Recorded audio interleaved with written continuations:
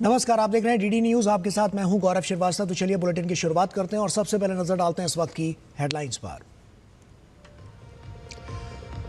संसद में चर्चा से लगातार भाग रहा विपक्ष। हंगामे के बीच एमएसएमई संशोधन विधेयक बिना चर्चा के लोकसभा से पास। राज्यसभा में रिजिजू ने खड़गे के आरोपों का किया खंडन। कहा, गृह मंत्री सुबह से रात तक संसद परिसर में रहते हैं मौजूद।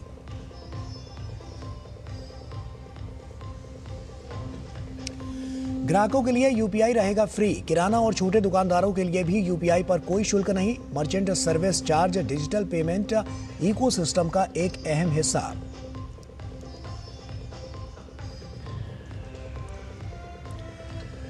भारत के विदेशी मुद्रा भंडार में जोरदार उछाल। 692.9 अरब डॉलर पहुंचा फॉरेक्स रिजर्व। लगातार दूसरे हफ्ते में विदेशी मुद्रा भंडार में इजाफा।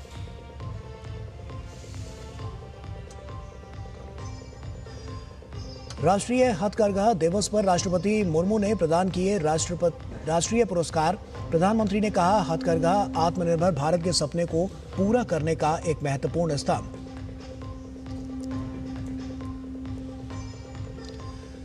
कर्नाटक में मंत्री पद के बंटवारे को लेकर कांग्रेस में घमासान जारी। मंत्री पद नहीं मिलने से नाराज कांग्रेस के कई विधायकों का असंतोष आया सामने। भाजपा ने कहा, कर्नाटक में चढ़ावा देकर हासिल किए जा रहे हैं मंत्री पद।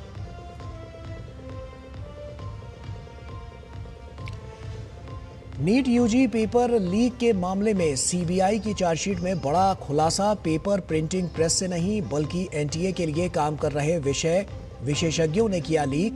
अनुवाद और प्रूफ रीडिंग के दौरान लीक हुआ प्रश्न पत्र। E20 पेट्रोल पर फैली आशंकाओं को ऑयल मार्केटिंग कंपनियों ने किया खारिज। जांच में E20 पेट्रोल की गुणवत्ता तय मानकों के भीतर। 500 ppm क्लोराइड और नमी के दावों की नहीं हुई पुष्टि। 1000 से ज्यादा सैंपलों की जांच में E20 पेट्रोल पाया गया सुरक्षित।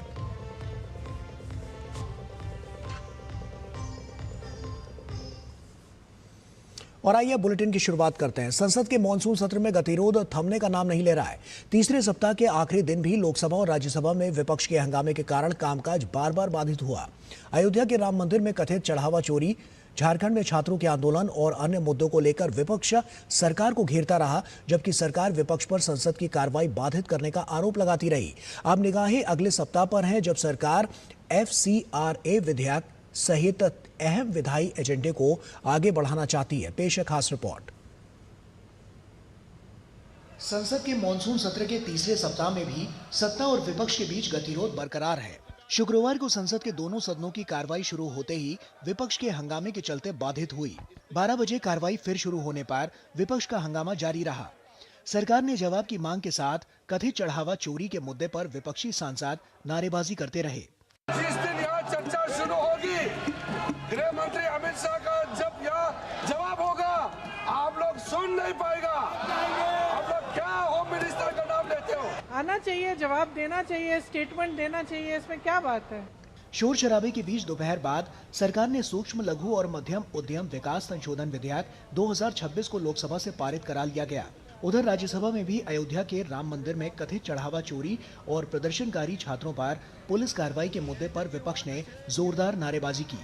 हम तो रोजाना ये करेंगे जब तक गवर्नमेंट सब स्पष्ट नहीं कर देगी जांच के जरिए कि कौन कौन दोषी हैं। किनारे वाले लोगों को पकड़ लिया। हंगामे के कारण पहले सदन की कार्रवाई पहले दोपहर 12 बजे तक के लिए स्थगित करनी पड़ी और दोबारा बैठक शुरू होने के बाद भी गतिरोध खत्म नहीं हुआ। ये सब भारत के संविधान की मूल भावना के खिलाफ है, आर्टिकल 75 के खिलाफ है। इनको सबको सदन में आना चाहिए और सदन में बुलाना पड़े इनको 15 दिन। जब होम मिनिस्टर अमित शाह जी बोलेंगे तो ये चुपचाप बैठ करके सुनना पड़ेगा, और ये सुन नहीं पाएंगे, भागेंगे, तो फिर ये जो इतने दिनों से जो हंगामा कर रहे हैं इसके लिए माफी मांगना पड़ेगा। एक तरफ सदन की कार्रवाई इस सत्र में सुचारू तरीके से चल नहीं पा रही है। झारखंड में छात्रों के आंदोलन पर बीजेपी भी अब विपक्ष के दलों के रवैये पर सवाल उठा रही है। तो ये इसमें कितना बड़ा करप्शन हुआ है, कितनी माताएं ऐसी हैं जिन्होंने अपना गहना बेच दिया, कितने पिता ऐसे हैं जिन्होंने अपना ज़मीन बेच दिया। उसकी एक लिस्ट होनी चाहिए कि क्या क्या सितम जो है पिछले 7-8 साल से युवाओं और छात्र पर जो है कांग्रेस और जेएमएम ने, आरजेडी ने उठाया है। Our style is very clear. Wherever students are doing genuine protests for their genuine issues, we will stand with them. That's what Rahul Gandhi told yesterday. सरकार की तरफ से दोनों सदनों में गतिरोध खत्म करने को लेकर पहल भी हुई है, लेकिन अब तक समाधान नहीं निकल पाया। देखना होगा अगले हफ्ते क्या गतिरोध खत्म होगा। सभी की नजरें गतिरोध टूटने और FCRA विधेयक को चर्चा के लिए सदन में पेश किए जाने पर लगी रहेंगी। अनुज यादव, राजेश राज, ऋषि कुमार के साथ शैलेंद्र मिश्रा, DD न्यूज। और झारखंड की राजधानी रांची में भर्ती परीक्षाओं की अनियमितताओं को लेकर लंबे समय से आंदोलन कर रहे छात्रों के प्रतिनिधि मंडल और राज्य सरकार की ओर से गठित मंत्रियों की कमेटी के बीच वार्ता खत्म हो गई है। रांची के स्टेट गेस्ट हाउस में हुई इस बहुप्रतीक्षित बैठक में छात्रों ने अपनी सभी प्रमुख मांगों को सरकार के सामने रखा, लेकिन घंटों चली बातचीत के बाद भी फिलहाल कोई ठोस फैसला नहीं हो सका और ये वार्ता बेनतीजा समाप्त हुई। वार्ता बेनतीजा रहने के बाद अब सभी की नजरें इस बात पर टिकी हैं कि आंदोलन को लेकर छात्रों का अगला रुख क्या होगा। आपको बता दें कि झारखंड में परीक्षाओं में गड़बड़ी के विरोध में कई दिनों से छात्र विरोध प्रदर्शन कर रहे हैं। यूपीआई आज डिजिटल इंडिया की पहचान बन चुका है। पेमेंट्स काउंसिल ऑफ इंडिया यानी PCI ने कहा है कि यूपीआई ट्रांजैक्शन पर पैसे कटने की अफवाह पूरी तरह से गलत है। PCI ने कहा है कि ग्राहकों के लिए यूपीआई 100% फ्री रहेगा। सरकार ने स्पष्ट किया है कि 2016 से ही यूपीआई उपभोक्ताओं के लिए मुफ्त रहा है और आगे भी कोई अतिरिक्त शुल्क नहीं लगेगा। साथ ही ये भी कहा गया है कि छोटे दुकानदारों पर भी यूपीआई से पेमेंट लेने पर कोई शुल्क नहीं लगाया जाएगा। आपके गली मोहल्ले के किराना स्टोर, सब्जी वाले या छोटे व्यापारियों से कोई MDR या हिडन चार्जेस नहीं वसूला जाएगा। PCI का कहना है कि इतने बड़े इंफ्रास्ट्रक्चर, साइबर सुरक्षा और फ्रॉड रोकने के लिए बैंक और फिनटेक कंपनियां लगातार निवेश करती हैं। भारत की अर्थव्यवस्था के लिए एक बड़ी राहत और अच्छी खबर सामने आई है। देश का विदेशी मुद्रा भंडार लगातार 5वें सप्ताह बढ़ा है। भारतीय रिजर्व बैंक के ताज़ा आंकड़ों के मुताबिक 31 जुलाई को समाप्त सप्ताह में भारत का फॉरेक्स रिजर्व 10.5 अरब डॉलर बढ़कर 692.9 अरब डॉलर पर पहुंच गया है। ये जनवरी के बाद सबसे बड़ी साप्ताहिक बढ़ोतरी है और देश एक बार फिर अपने रिकॉर्ड विदेशी मुद्रा भंडार के करीब पहुंच गया है। RBI के मुताबिक इस दौरान विदेशी मुद्रा परिसंपत्तियों में 8.750 अरब डॉलर की बढ़ोतरी हुई है और वहीं इसका जो स्वर्ण भंडार का मूल्य है वो 1.685 अरब डॉलर बढ़कर 104.743 अरब डॉलर हो गया है।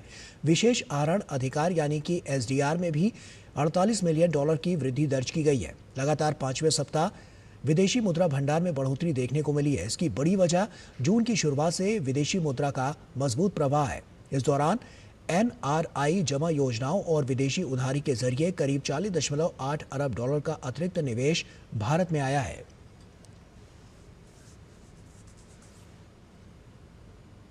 और वहीं कर्नाटक सरकार में मंत्रिमंडल विस्तार के बाद घमासान शुरू हो गया है। कांग्रेस विधायकों और कार्यकर्ताओं में नाराजगी बढ़ गई है। वरिष्ठ नेता M कृष्णप्पा के समर्थकों ने बेंगलुरु स्थित KPCC कार्यालय के बाहर प्रदर्शन किया। वहीं एक कांग्रेस विधायक ने नाराजगी जताते हुए अपना इस्तीफा भी सौंप दिया, हालांकि बाद में उसे वापस ले लिया। मंत्री पद को लेकर कांग्रेस के अंदर बढ़ती नाराजगी और असंतोष की चर्चा लगातार तेज होती जा रही है। और वहीं इस बीच दो कांग्रेस नेताओं का ऑडियो भी वायरल हो रहा है। हालांकि ऑडियो की पुष्टि DD न्यूज नहीं करता। ये ऑडियो एक पूर्व मंत्री और जिला कांग्रेस अध्यक्ष का बताया जा रहा है। ऑडियो में कहा गया है कि हाईकमान ईमानदार मंत्री नहीं चाहता, पैसे लेकर मंत्री पद देता है। फिलहाल ये ऑडियो बातचीत राजनीतिक गलियारों में बड़ा विवाद खड़ा कर चुकी है। और वहीं इस मुद्दे पर बीजेपी नेता अनुराग ठाकुर ने भी कांग्रेस पर हमला बोला है। अनुराग ठाकुर ने कहा है कि कांग्रेस के चाल चरित्र चेहरे के साथ अब चढ़ावा भी सामने आ गया है। कांग्रेस में कद और पद हाईकमान को चढ़ावे के आधार पर तय होते हैं। जी हाँ, चढ़ावे के आधार पर तय होते हैं। ये मैं नहीं कह रहा, ये कांग्रेस के नेताओं के बीच की बातचीत जो तिम्मापुर की टेप में सामने आई, ऑडियो टेप सामने आया, उस पर गंभीर आरोप लगे हैं कि 80% मंत्री पेमेंट सीट चढ़ावे वाले हैं। हाईकमान को चढ़ावा चढ़ाया गया। हाई कमान मतलब किस किस को चढ़ावा चढ़ा, कब कब चढ़ावा चढ़ा, कहाँ चढ़ावा चढ़ा और इस चढ़ावे के बदले कितने मंत्री बने, इसका जवाब तो राहुल गांधी जी और खड़गे जी को देना पड़ेगा। मेडिकल प्रवेश परीक्षा नीट यूजी पेपर लीक मामले में सीबीआई की चार्जशीट से बड़ा खुलासा हुआ है। जहां से पता चला है कि पेपर किसी प्रेस से नहीं बल्कि नेशनल टेस्टिंग एजेंसी के लिए काम कर रहे विषय विशेषज्ञों यानी सब्जेक्ट एक्सपर्ट्स ने ही लीक किया था। सीबीआई की जांच में सामने आया है कि जब ये एक्सपर्ट्स प्रश्न पत्र का अनुवाद और प्रूफ रीडिंग कर रहे थे, उसी दौरान इन्होंने पेपर बाहर पहुंचा दिया। अप्रैल में ही चुनिंदा छात्रों के लिए गुप्त रिवीजन सेशन रखे गए। छात्रों को प्रश्न, उनके चारों विकल्प और सही जवाब याद कराए गए। फॉरेंसिक जांच यानी कि CFSL की रिपोर्ट में छापेमारी के दौरान जब्त की गई छात्रों की नोटबुक्स के हैंड राइटिंग सैंपल और ओरिजिनल नीट पेपर के सवाल 100% मैच कराए हैं। वहीं साथ ही ऑनलाइन पैसों के लेन देन के पुख्ता डिजिटल सबूत भी सीबीआई के हाथ लग चुके हैं। यानी नीट यूजी पेपर लीक मामले में सीबीआई तेजी से दोषियों को सजा दिलाने की ओर आगे बढ़ रही है।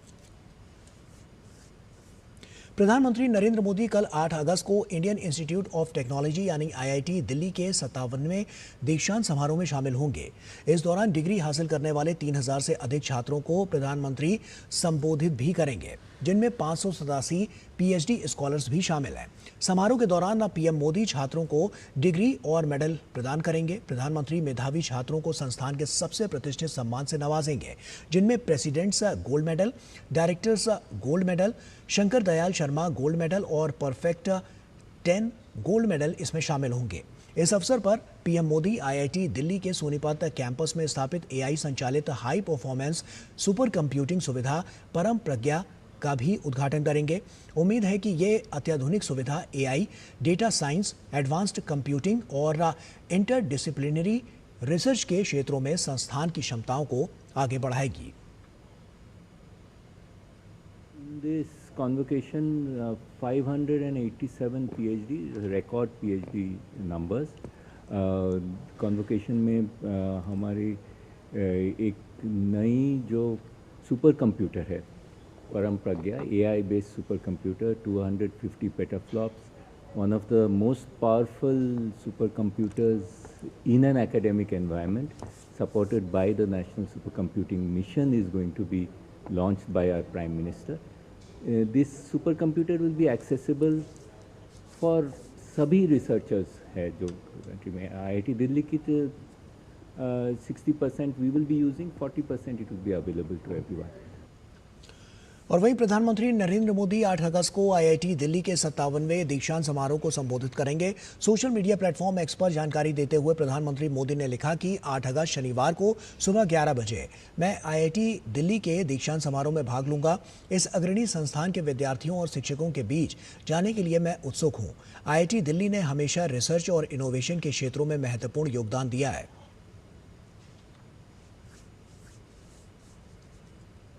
E20 पर कई दावों और अफवाहों के बीच तेल कंपनियों ने बयान जारी किया है। जांच और टेस्टिंग के बाद तेल कंपनियों ने उन तमाम अफवाहों और दावों का पूरी तरह से खंडन कर दिया है जिनमें E20 पेट्रोल में नमी और घातक स्तर पर क्लोराइड होने का दावा किया जा रहा था। दावा किया जा रहा था कि E20 में 500 पार्ट्स पर मिलियन तक क्लोराइड पाया गया है, लेकिन जांच में क्लोराइड का स्तर मात्र 0 से 3 पार्ट्स पर मिलियन के बीच पाया गया है। रिफाइनरियों से लिए गए 100 से अधिक रैंडम पेट्रोल नमूनों में क्लोराइड का स्तर 1 पार्ट्स पर मिलियन या उससे भी कम दर्ज किया गया है। देश भर के 80 डिस्टिलरियों में नमूने लिए गए हैं जहां क्लोराइड का स्तर 3 पार्ट्स पर मिलियन से भी कम मिला है। 1000 से ज़्यादा पेट्रोल नमूनों में से 160 टेस्ट रिपोर्टों में क्लोराइड 0 से 3 पार्ट्स पर मिलियन के बीच पाया गया है। जिन 4 मामलों में पार्ट्स पर मिलियन का स्तर बढ़ा हुआ मिला है, वहां पर सप्लाई तुरंत रोक दी गई और सुधारात्मक कदम उठाए गए हैं। देश भर के लगभग 90,000 पेट्रोल पंपों पर भूमिगत टैंकों की दिन में 8 से 10 बार जांच की जा रही है। अब तक किसी भी टैंक में पानी के मिलने का कोई मामला सामने नहीं आया है। तेल कंपनियों का कहना है कि सरकार द्वारा एथेनॉल ब्लेंडिंग के लिए कड़े नियम तय किए गए हैं, जिनका पालन रिफाइनरी से लेकर पेट्रोल पंप तक हर स्तर पर किया जा रहा है। आपको बता दें कि पार्ट्स पर मिलियन का मतलब होता है 10 लाख हिस्सों में से केवल एक हिस्सा। जब किसी चीज में मिलावट या किसी तत्व की मौजूदगी बहुत ही मामूली होती है तो उसे दिखाने के लिए ppm का उपयोग किया जाता है। सरकारी तेल कंपनियों ने उपभोक्ताओं से पूरे भरोसे के साथ E20 पेट्रोल का उपयोग जारी रखने की अपील की है।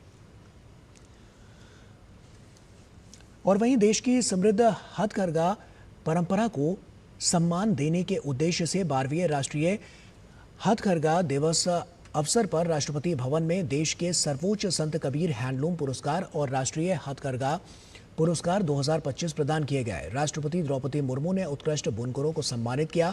इस अवसर पर केंद्रीय वस्त्र मंत्री गिरिराज सिंह सहित अनेक विशिष्ट अतिथि यहां पर मौजूद रहे। प्रस्तुत है डीडी न्यूज के संवाददाता सुयश शर्मा की ये विशेष रिपोर्ट।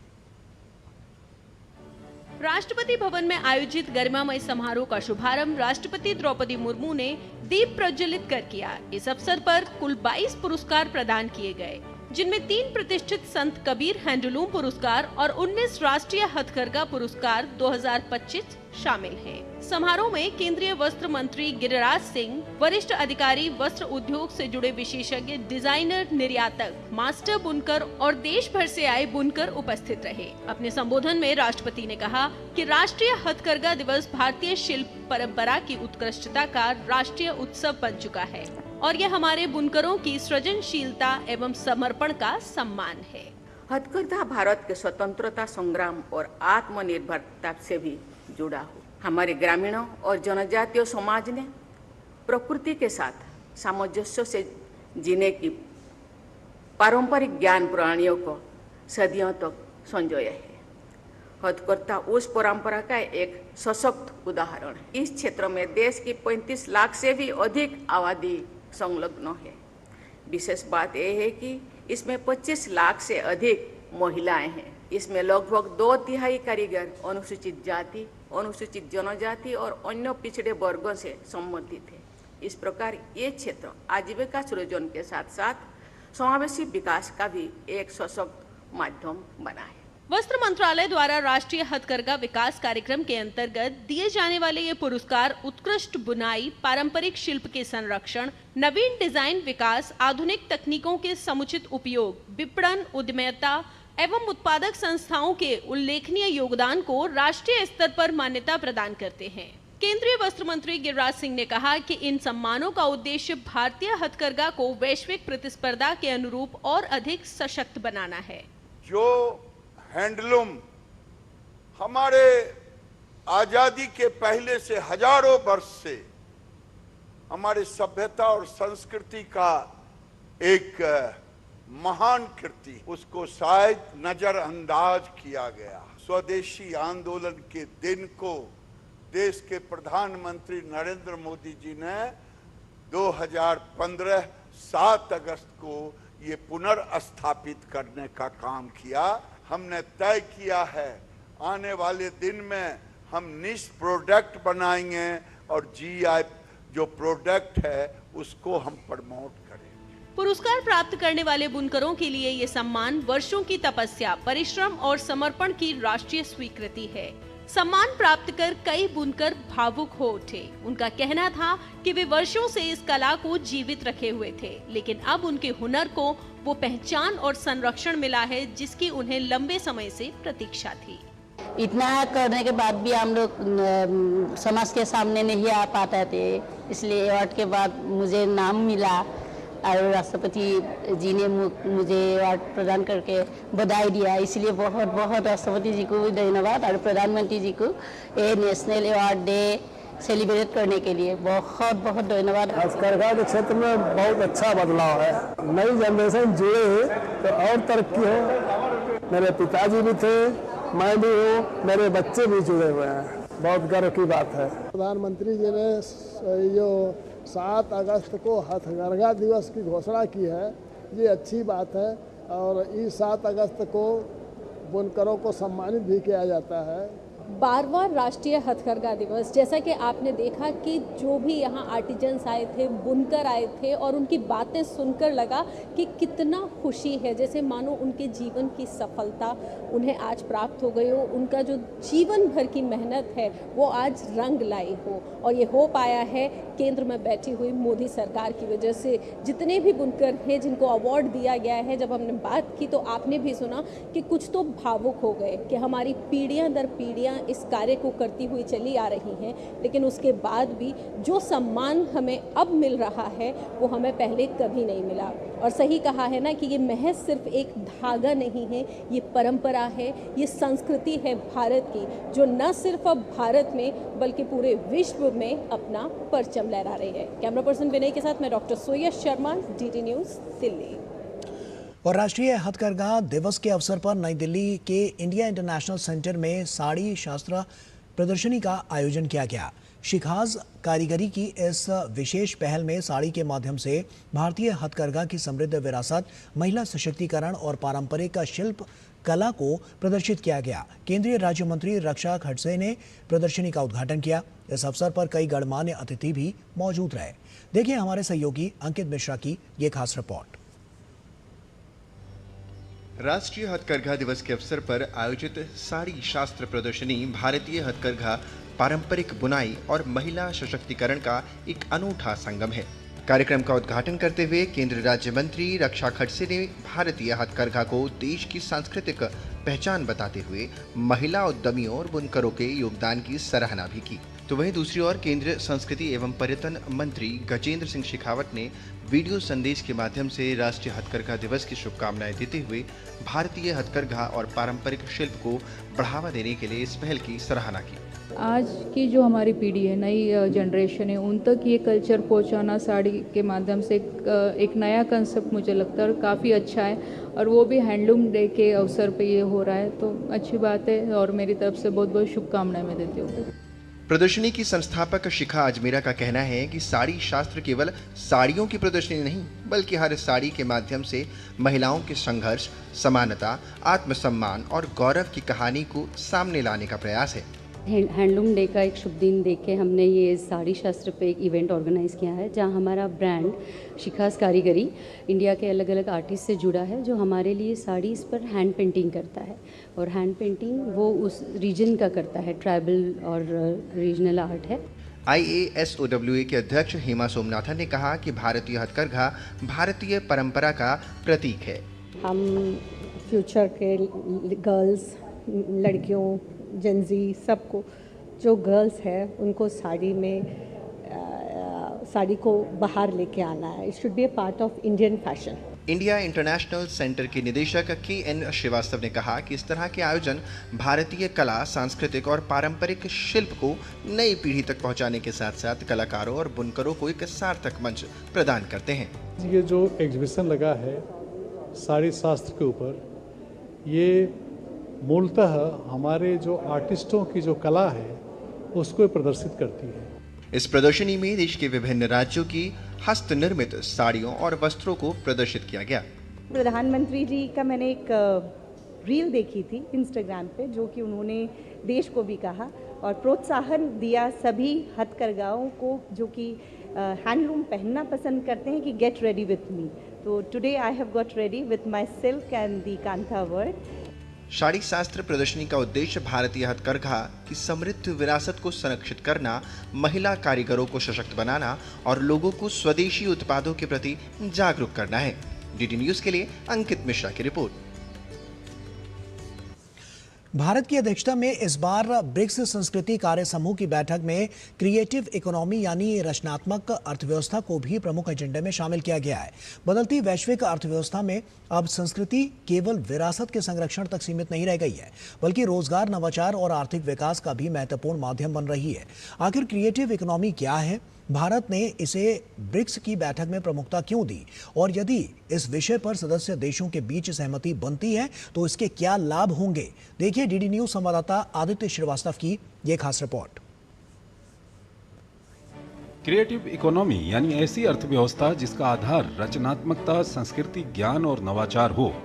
इसमें हस्तशिल्प, हथकरघा, संगीत, सिनेमा, लोक कलाएं, रंगमंच, design, fashion, animation, gaming, digital content, प्रकाशन, संग्रहालय और सांस्कृतिक पर्यटन जैसे अनेक क्षेत्र शामिल हैं।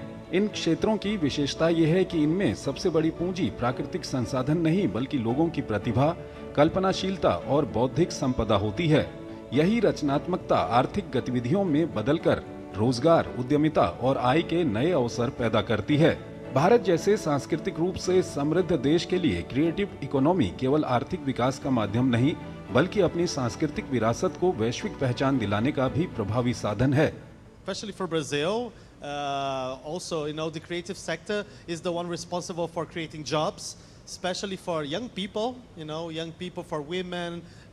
So it's one of the most important industries in the world right now. In Brazil, for example, the creative sector accounts for more than the pharmaceutical industry and more than the automobile industry. So you see there's a lot of potential.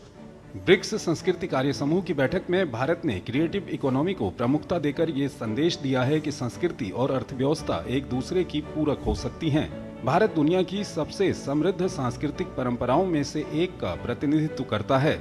यहाँ की पारंपरिक कलाएं, हस्तशिल्प, लोक संगीत, film उद्योग, digital creative sector और सांस्कृतिक पर्यटन करोड़ों लोगों की आजीविका से जुड़े हैं।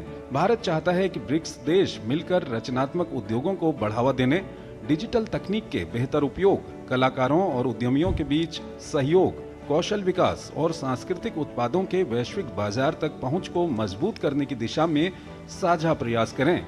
ये पहल भारत की उस सोच को भी आगे बढ़ाती है जिसमें संस्कृति को केवल विरासत नहीं बल्कि सतत और समावेशी विकास के एक महत्वपूर्ण आधार के रूप में देखा जाता है।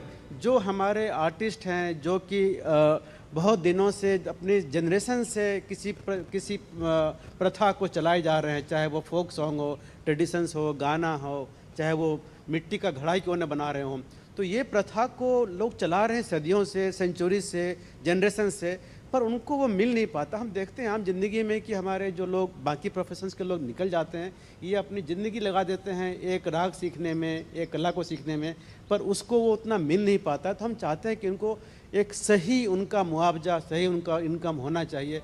यदि ब्रिक्स सदस्य देशों के बीच क्रिएटिव इकोनॉमी को लेकर साझा सहमति बनती है तो इसके दूरगामी परिणाम सामने आ सकते हैं।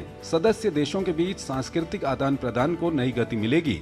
भारत चाहता है कि ब्रिक्स देश आपसी सहयोग के साथ क्रिएटिविटी के क्षेत्र जैसे आर्ट, कल्चर, फिल्म, हैंडीक्राफ्ट में भी सहयोग करें और एक दूसरे के लिए कारगर सिद्ध हों। कैमरा पर्सन विजय शर्मा के साथ आदित्य श्रीवास्तव, डीडी न्यूज़, भोपाल। और जयपुर के रामबाग पैलेस स्थित सवाई मान महल में आयोजित ब्रिक्स देशों के व्यापार मंत्रियों की बैठक में वैश्विक व्यापार, निवेश, आपूर्ति श्रृंखला और आर्थिक सहयोग को मजबूत बनाने पर व्यापक चर्चा हुई। केंद्रीय वाणिज्य और उद्योग मंत्री पीयूष गोयल की अध्यक्षता में हुई बैठक में ब्रिक्स मंत्री स्तरीय घोषणा को अपनाया गया और सदस्य देशों ने भविष्य की व्यापारिक साझेदारी को नई दिशा देने पर विचार साझा किए। अपने संबोधन में पीयूष गोयल ने कहा कि भारत ब्रिक्स देशों के बीच द्विपक्षीय व्यापार, आयात निर्यात, एमएसएमई क्षेत्र, बैंकिंग सहयोग, निवेश और डिजिटल कॉमर्स को बढ़ावा देने के लिए प्रतिबद्ध है। उन्होंने कहा कि आर्टिफिशियल इंटेलिजेंस, क्वांटम कंप्यूटिंग और नई तकनीकों के जरिए रोजगार के नए अवसर सृजित किए जा सकते हैं और सदस्य देशों के बीच औद्योगिक और आर्थिक सहयोग को और मजबूत किया जा सकता है। उन्होंने सेवा क्षेत्र, पर्यटन और हॉस्पिटैलिटी को भविष्य की अर्थव्यवस्था का महत्वपूर्ण आधार बताते हुए कहा कि भारत की अतिथि देवो भव की परंपरा और अतिथि की विदेशी जो प्रतिनिधियों की सराहना की गई है और ब्रिक्स मुद्रा के पक्ष में साफ तौर पर यह देखा जा रहा है, जबकि डिजिटल कॉमर्स और ई कॉमर्स को बढ़ावा देकर हैंडलूम, हस्तशिल्प, टेक्सटाइल, फुटवेयर, कृषि और मत्स्य उत्पादों सहित एमएसएमई क्षेत्र को वैश्विक बाजारों तक पहुंचाने के लिए सरकार लगातार प्रयास कर रही है। बैठक में केंद्रीय मंत्री जितिन प्रसाद और ब्रिक्स देशों के उद्योग एवं वाणिज्य मंत्री और डेलीगेट्स भी मौजूद रहे। इस वर्ष ब्रिक्स समूह का अध्यक्षता कर रहे हैं। ब्रिक्स समूह के उद्योग मंत्री हैं, उन सबकी बैठक हुई जिसमें प्रमुखतः निवेश कैसे बढ़े, नई टेक्नोलॉजीज के माध्यम से कैसे नए रोजगार का सृजन करना, उसके बारे में बड़ा व्यापक चर्चा हुई। वाणिज्य मंत्रियों की बैठक थी सभी ब्रिक्स देशों के, और उसमें किस प्रकार से हम आगे चलकर जो हमारा द्विपक्षीय व्यापार होता है, जो आयात निर्यात होता है, उसमें समन्वय लाएं और विशेष जो आगे आने वाला युग है उसमें सेवा का क्षेत्र बहुत प्रमुख स्थान रखने वाला है। FCRA संशोधन बिल को लेकर भारत ने विदेशी टिप्पणियों पर स्पष्ट रुख सामने रखा है। विदेश मंत्रालय के प्रवक्ता रणधीर जायसवाल ने कहा है कि भारत के कानून और विधायी प्रक्रिया पूरी तरह देश का आंतरिक मामला है, जिस पर फैसला लेने का अधिकार भारतीय संसद को है। उन्होंने बताया कि दुनिया के कई देश विदेशी फंडिंग और विदेशी वित्तीय मदद को अपने अपने कानूनों के तहत नियंत्रित करते हैं और इनमें अमेरिका भी शामिल है। भारत ने साफ किया है कि देश की विधायी प्रक्रिया पर बाहरी टिप्पणियों का कोई असर नहीं पड़ेगा। जहाँ तक विधायी मामले का सवाल है और भारत के अपने विधायी मामलों का सवाल है, ये हमारी अंदरूनी खुद का मामला है जिस पे हमारी संसद उस पर निर्णय लेती है। मैं आपको यह भी बताना चाहता हूँ कि दुनिया में कई एक ऐसे राष्ट्र हैं, देश हैं, जिसमें अमेरिका भी शामिल है, जो विदेशी कोष को, विदेशी फंड्स को विनियमित करते हैं। और बांग्लादेश की पूर्व प्रधानमंत्री शेख हसीना के हालिया मीडिया संवाद को लेकर भारत ने अपना रुख दोहराया है। विदेश मंत्रालय के प्रवक्ता रणधीर जायसवाल ने स्पष्ट किया है कि इस कार्यक्रम में भारत सरकार की कोई भूमिका नहीं थी। जो हमारा पक्ष है, सरकार का पक्ष है कि भारत सरकार का इस प्रेस वार्ता में कोई भूमिका नहीं थी। यह प्रेस वार्ता एक निजी मीडिया संस्था द्वारा आयोजित किया गया था। साथ ही साथ मैं आपको ये भी बताना चाहता हूँ कि सरकार उस मंच से कहे गए जो भी शब्द थे उसका समर्थन नहीं करती है, खासकर वो शब्द जो वहाँ के सरकार के बारे में कही गई। और देश भर में मानसून अब पूरी ताकत के साथ बरस रहा है। उत्तर भारत से लेकर पूर्वोत्तर और दक्षिण भारत तक बारिश ने जनजीवन को बुरी तरह से प्रभावित किया है। कहीं सड़कें बंद हैं, कहीं नदियां उफान पर हैं, तो कहीं बाढ़ का पानी लोगों की जिंदगी की सबसे बड़ी चुनौती बन गया है। मौसम विभाग ने कई राज्यों के लिए रेड अलर्ट और ऑरेंज अलर्ट जारी किया है। देखिए देश भर में मानसून का हाल इस खास रिपोर्ट में। बरसते बादल, उफनती नदियां, सड़कों पर ब्रेक और मौसम का बढ़ता कहर। देश के कई हिस्सों में मानसून पूरी तरह सक्रिय है और बारिश का दौर लगातार जारी है। उत्तर भारत, पूर्वोत्तर और दक्षिण भारत में मौसम ने जनजीवन की रफ्तार धीमी कर दी है, तो वहीं दिल्ली एनसीआर में रुक रुक कर हो रही बारिश ने लोगों को गर्मी से राहत तो दे ही दी, लेकिन कई इलाकों में जल भराव और ट्रैफिक की परेशानियां बढ़ती नजर आ रही हैं। तो वहीं दूसरी तरफ हरियाणा और पंजाब में तेज हवाओं के साथ बारिश ने मौसम का मिजाज बदल दिया है। हरियाणा के कई इलाकों में भारी बारिश दर्ज की गई है, जबकि पंजाब में आंधी तूफान का भी असर देखने को मिल रहा है।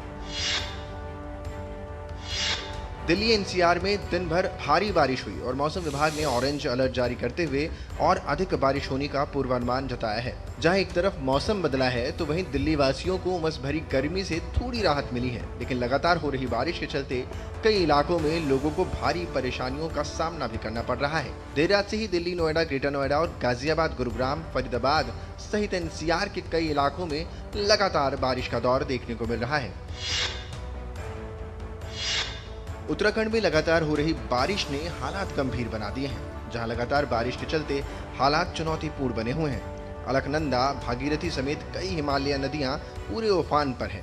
ऋषिकेश और हरिद्वार में गंगा चेतावनी के निशान से ऊपर बह रही है, तो वहीं पहाड़ों से लगातार मलबा गिरने और भूस्खलन की घटनाएं भी बढ़ रही हैं। हालात की गंभीरता को देखते हुए देहरादून, बागेश्वर और चमोली में 12वीं तक के सभी स्कूल एहतियातन बंद कर दिए गए हैं। हिमाचल प्रदेश में भी मानसून पूरे शबाब पर है। मौसम विभाग ने प्रदेश में 12 अगस्त तक भारी बारिश का अलर्ट जारी किया है। वहीं आने वाले दिनों में कांगड़ा, सिरमौर, मंडी, कुल्लू, शिमला, सोलान और किन्नौर जिले में भी भारी बारिश की संभावना जताई है। राज्य में 120 सड़कें बंद हैं, जबकि 39 बिजली ट्रांसफार्मर और 60 पेयजल योजनाएं प्रभावित हो गई हैं। असम में आई बाढ़ की वजह से कई जिलों में जनजीवन अस्त व्यस्त है। शिवसागर, चराईदेव, गोलाघाट और आसपास के इलाकों में बाढ़ ने कई परिवारों को प्रभावित किया है। कई परिवार अपनी जिंदगी को फिर से पटरी पर लाने के लिए संघर्ष कर रहे हैं। बाढ़ से मरने वालों की संख्या बढ़कर 97 हो चुकी है, तो वहीं 15 जिलों में प्रभावित लोगों की संख्या बढ़कर 1,68,000 से अधिक हो गई है। राज्य के 6 जिलों में कुल 133 राहत शिविर और राहत वितरण केंद्र संचालित किए जा रहे हैं। जहां करीब 45,000 विस्थापित लोगों को आश्रय और सहायता दी जा रही है। असम में बाढ़ प्रभावित लोगों की मदद के लिए राज्य सरकार ने राहत और पुनर्वास कार्यों में तेजी लाने के निर्देश दिए हैं। अधिकारियों को निर्देश दिए गए हैं कि फील्ड लेवल पर वेरिफिकेशन के साथ तकनीकी आधारित और प्रमाणित नुकसान का आकलन 14 अगस्त तक पूरा कर लिया जाए, ताकि राहत और पुनर्वास की सहायता समय रहते पहुंचाई जा सके। उधर केरलम में भारी बारिश का दौर जारी है। मौसम विभाग ने राज्य के मध्य और उत्तरी हिस्से में तेज बारिश की संभावनाएं जताई हैं। आईएमडी ने कासरगोड, कुन्नूर, एर्नाकुलम, इडुक्की, कोट्टायम, अल्लापुझा और पटनामिट्टा जिले के लिए ऑरेंज अलर्ट जारी किया है। बाकी 7 जिलों में येलो अलर्ट है। मौसम विभाग ने आज पूर्वोत्तर भारत में भारी बारिश को लेकर रेड अलर्ट जारी किया है।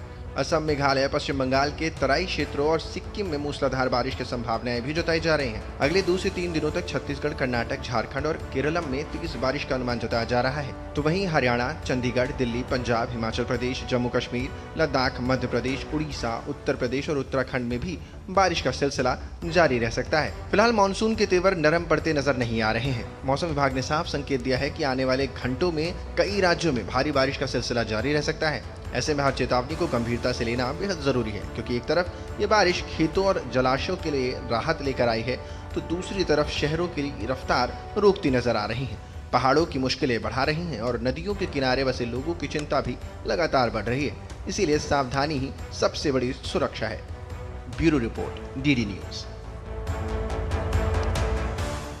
और वहीं असम में बाढ़ प्रभावित लोगों के लिए राहत और पुनर्वास की तैयारियां तेज हो गई हैं। मुख्यमंत्री डॉक्टर हिमंता बिस्वा शर्मा ने घोषणा की है कि 9 अगस्त से गोलाघाट, जोरहाट, शिवसागर और चराईदेव जिलों में बाढ़ से हुए नुकसान का व्यापक सर्वे शुरू होगा। मुख्यमंत्री ने बताया कि सर्वे का पहला चरण 30 अगस्त तक चलेगा और 10 सितंबर तक सभी नुकसान का आकलन पूरा कर राहत राशि तय की जाएगी। इसके लिए एक विशेष मोबाइल ऐप भी तैयार किया गया है, ताकि सर्वे पारदर्शी रहे और केवल वास्तविक बाढ़ पीड़ितों को ही सहायता मिल सके। मुख्यमंत्री ने जोरहाट में कृत्रिम बाढ़ के मुद्दे पर भी प्रशासन को सतर्क रहने और कड़ी निगरानी के निर्देश दिए हैं।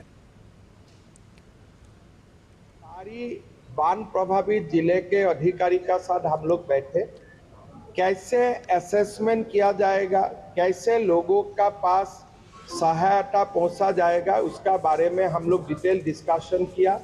एक एप्लीकेशन भी डेवलप किया गया है, कैसे हम लोग ऑनलाइन पोर्टल में डेटा को फीड करूंगा। कल जिला में ट्रेनिंग होगा। परसों से 9 तारीख से हमारा सर्वे स्टार्ट होगा। पहला फेज का सर्वे हम 30 अगस्त तक कंप्लीट करूंगा और आगे जाके 10 सितंबर तक सूची को हम लोग फाइनल करूंगा। और दिल्ली में पढ़ने वाले छात्रों के लिए अच्छी खबर है। रेखा गुप्ता कैबिनेट ने दिल्ली प्राइवेट यूनिवर्सिटी बिल को मंजूरी दे दी है। अब राजधानी में निजी विश्वविद्यालयों के लिए रास्ता साफ होता हुआ दिखाई दे रहा है। अब जल्द ही बिल को विधानसभा के पटल पर रखा जाएगा। विधानसभा से विधेयक का पारित होने के बाद दिल्ली में निजी विश्वविद्यालयों की स्थापना का रास्ता खुलेगा। इस मौके पर शिक्षा मंत्री ने बताया है कि दिल्ली के छात्र गुणवत्तापूर्ण उच्च शिक्षा के लिए देश के दूसरे हिस्सों या विदेशों का रुख करते हैं। लिहाजा हमारी कोशिश है कि छात्रों को गुणवत्तापूर्ण शिक्षा की ये जरूरत दिल्ली में ही पूरी हो जाए। अन्य राज्यों में दिल्ली के आसपास प्राइवेट यूनिवर्सिटीज़ चलती हैं। दिल्ली की जनता को बहुत समय अपनी पसंद की चीज़ों के लिए आजू बाजू के राज्यों में जाना पड़ता है। इकोनॉमिक लॉस होता है, दिल्ली को अपॉर्चुनिटी लॉस होता है। तो सरकार इस ओर विचार कर रही है कि दिल्ली में अन्य राज्यों की तरह प्राइवेट यूनिवर्सिटीज़ को काम करने का अवसर मिले, जो अभी तक नहीं था। कैबिनेट में उसके संदर्भ में प्रस्ताव आएगा। और विभिन्न सरकारी नौकरियों की भर्ती परीक्षाओं में अभ्यर्थियों से लाखों रुपए लेकर नकल कराने वाले एक संगठित सिंडिकेट का दिल्ली पुलिस ने भांडाफोड़ किया है। इस मामले में 7 आरोपियों को गिरफ्तार किया गया है। पुलिस ने आरोपियों के कब्जे से कई अत्याधुनिक इलेक्ट्रॉनिक गैजेट्स बरामद किए हैं, जिनका इस्तेमाल सरकारी भर्ती परीक्षाओं में नकल कराने के लिए किया जाता था। जांच में सामने आया है कि ये गिरोह एक अभ्यर्थी से नकल कराने के एवज में करीब 10 से 12 लाख रुपए वसूलता था। शुरुआती जांच के मुताबिक ये सिंडिकेट काफी समय से इसी तरीके से विभिन्न सरकारी परीक्षाओं में अभ्यर्थियों को नकल कराने का नेटवर्क चला रहा था।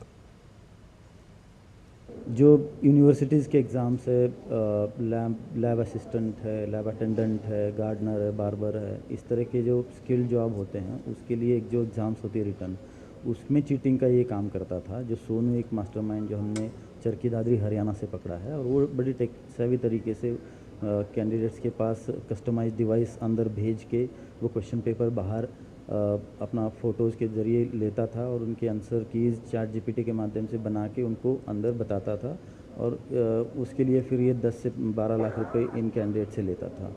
और ये काफ़ी दिनों से ये काम कर रहा है। खुद जो है ये फायरमैन की ड्यूटी पे है, चंडीगढ़ में तैनात है अभी, और ये 2022 से इस तरह का ये काम कर रहा था। इसका एक पूरा रैकेट है, इसके कई सारे एजेंट्स हैं और उसको भी हमने पकड़ा है। टोटल 7 लोगों को हमने इसमें अरेस्ट किया है।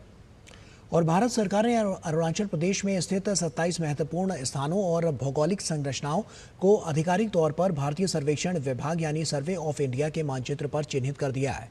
ये फैसला अरुणाचल प्रदेश सरकार के परामर्श से लिया गया है। सरकार के मुताबिक इन स्थानों को उनके मानक नाम और सटीक भौगोलिक स्थिति के साथ आधिकारिक मानचित्र में शामिल करने का उद्देश्य उनकी स्पष्ट पहचान सुनिश्चित करना और आम लोगों के बीच जागरूकता बढ़ाना है। इन 27 स्थानों में लोंगजू, माजा, बीसा, थांगला, जोला और रिजाला जैसे दर्रे, शंभू सरोवर झील, शेरे थापा मेमोरियल स्मारक, जसवंतगढ़, जयरामपुर, सोनपुरा और कमलांग नगर समेत कई महत्वपूर्ण स्थल जो हैं वो शामिल हैं। सरकार का कहना है कि आधिकारिक मानचित्र पर इन स्थानों का अंकन न केवल प्रशासनिक और भौगोलिक रिकॉर्ड को और सटीक बनाएगा, बल्कि इन क्षेत्रों की स्पष्ट पहचान स्थापित करने में भी मदद करेगा। अरुणाचल प्रदेश का अद्यतन मानचित्र सर्वे ऑफ इंडिया की आधिकारिक वेबसाइट पर भी उपलब्ध करा दिया गया है। 9 अगस्त 2016 को प्रधानमंत्री नरेंद्र मोदी ने राष्ट्रीय सार्वजनिक खरीद मंच यानी कि जेम की शुरुआत की थी। विजन था तकनीक, पारदर्शिता, दक्षता और सुशासन के जरिए सार्वजनिक खरीद को बदलना। 10 साल पूरा होने की उपलब्धियों पर जेम के सीईओ मिहिर कुमार ने प्रेस वार्ता की। प्रेस वार्ता में मिहिर कुमार ने बताया कि 7 अगस्त 2026 तक इस मंच ने 3.78 करोड़ से अधिक ऑर्डर के जरिए 20 लाख करोड़ रुपए से अधिक का कुल सकल व्यापार मूल्य दर्ज किया है। साथ ही 10 साल में जेम ने तकरीबन 86,000 करोड़ रुपए की कमाई की है। पहले साल हम लोगों ने करीब 422 करोड़ का व्यापार किया। करीब 3,000 व्यापारी हमारे साथ जुड़े थे और 2,000 करीब बायर जुड़े थे। आज की तारीख में अगर हम देखें तो अभी कल ही हमने 20 लाख करोड़ का आंकड़ा पार कर लिया है 10 साल का पूरे व्यापार को देखें तो। और हमारे पास 25 लाख से ज़्यादा व्यापारी जुड़े हुए हैं और बायर भी 1,40,000 लोग जो है हमसे जुड़े हुए हैं। और इसमें सबसे जो खुशी की बात ये है कि इसमें छोटे सूक्ष्म व्यापारी, उद्यमी, उनका आंकड़ा जिसको हम MSC कहते हैं, माइक्रो एंड स्मॉल एंटरप्राइजेज, वो 45% है। तो उनकी भागीदारी, महिलाओं की भागीदारी, SC/ST उद्यमियों की भागीदारी, स्टार्टअप की भागीदारी, इनकी भागीदारी बहुत बढ़ी है। तो ये एक हम बड़ी उपलब्धि मानते हैं। पिछले 3 साल में हमारी करीब 85,000 करोड़ रुपए की सेविंग हमने सरकार को कराई है। और राष्ट्रीय जांच एजेंसी यानी कि NIA ने भारत पाकिस्तान सीमा के जरिए IED, विदेशी हथियार और हेरोइन के तस्करी कर देश में बड़े आतंकी हमलों को अंजाम देने की साजिश के मामले में 2 आरोपियों के खिलाफ मोहाली की विशेष अदालत में चार्जशीट दाखिल कर दी है। पंजाब और राजधानी दिल्ली में ट्रेन विस्फोट और कई सार्वजनिक स्थानों पर सिलसिलेवार हमलों की साजिश रचने वाले इस नेटवर्क के तार सीधे पाकिस्तान से जुड़े पाए गए हैं। गिरफ्तार आरोपी शुभम कुमार और फरार चल रहे जसवीर चौधरी के खिलाफ भारतीय न्याय संहिता, विस्फोटक अधिनियम, आर्म्स एक्ट, NDPS एक्ट और रेलवे एक्ट की गंभीर धाराओं के तहत आरोप पत्र दाखिल किया गया है। और इसी के साथ फिलहाल इतना ही। दीजिए इजाजत। नमस्कार।